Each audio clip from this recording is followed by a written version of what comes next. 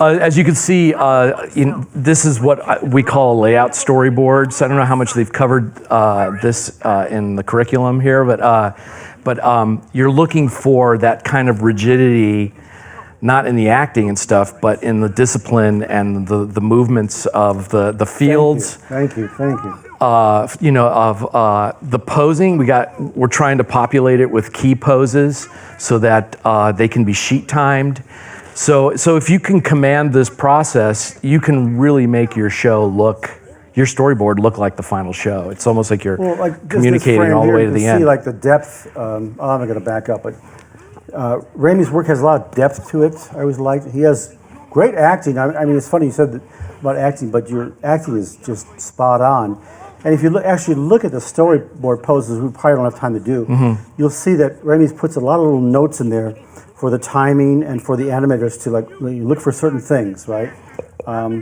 Is this up all the way? I'm sorry, I just can't. Well, that's okay. We'll just talk over it. I know, that's okay, Raymie. We'll talk over this. So I saved this sequence for myself. It was I think it was 4 script pages of dialogue, and it looked like one of those perfect. It was like a Howard Hawks sequence or something, where it's 2 characters and you know who's boss, and every from one moment to another it keeps changing. The power keeps shifting, and I know the inside of that lab pretty well. So I used that kind of as the stage, and then choreographed them kind of weaving around.